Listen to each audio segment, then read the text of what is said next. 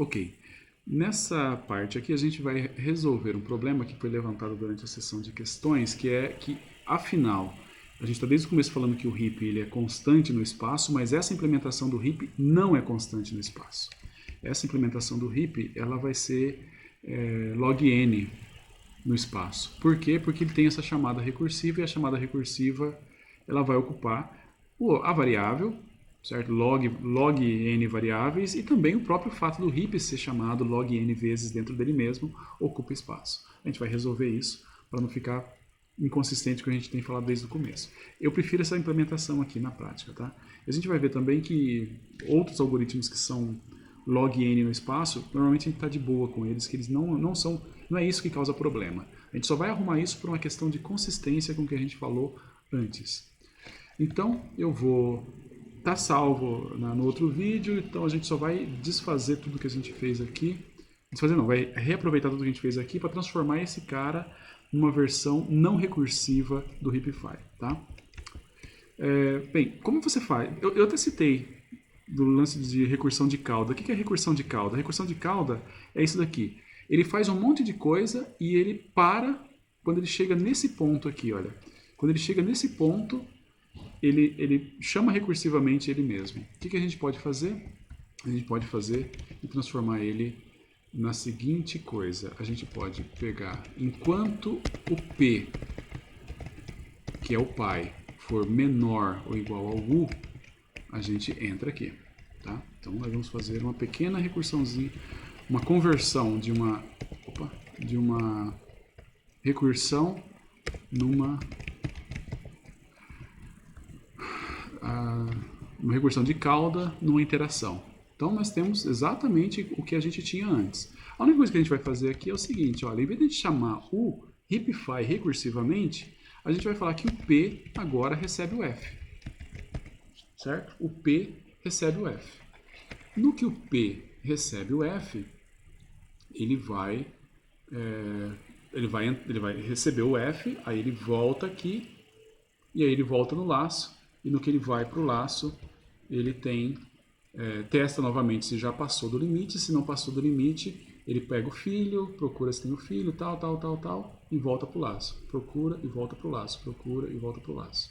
Então, repara que talvez o meu erro foi ter tentado fazer a recursão logo de cara, e essa aqui seria mais simples.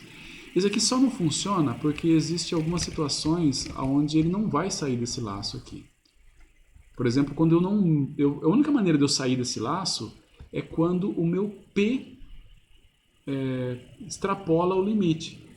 Mas se ele não tem filhos, ou se os filhos estiverem tudo em ordem, ele não vai entrar aqui e modificar o P. Então, se eu rodar desse jeito aqui, ele vai simplesmente entrar em laço infinito e não vai sair. Vamos lá? Vou colocar para rodar só para vocês verem. Ele vai ficar aqui parado para sempre. Por quê? O que acontece?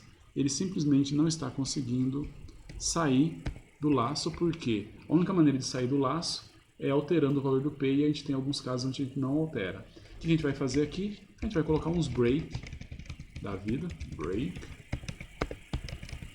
Por quê? Se eu não entrei aqui, então é porque não tem nada para fazer. E aí eu posso sair. Isso aqui quase resolve, mas eu também tenho que colocar um break aqui, porque quando ele não tem filhos, eu também tenho que sair. Certo? Quando ele não tem filhos, eu também tenho que sair. Dá pra fazer melhor. Eu só vou mostrar que desse jeito aqui ele já resolve, tá? Desse jeito aqui ele já resolve e já deve ser o suficiente. Ok. Lá, compila. Tá lá, já tá resolvido. Mas dá pra gente fazer esse negócio um pouquinho melhorzinho.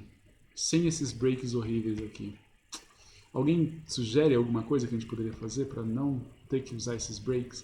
Não seria necessariamente mais eficiente, mas no break com break é meio feio, sabe? Se o pessoal ver o código, vai falar que a gente não sabe programar direito, umas coisas assim. O que a gente poderia fazer? Alguém sugere? GoTo, excelente. Usa GoTo. Aliás, Para registro, isso aí é bom registrar até em vídeo. A gente não está conferindo o código de vocês, mas se a gente suspeitar que vocês usaram algum GoTo, a gente confere. E entre as coisas que dá zero é usar GoTo, tá? Não use GoTo.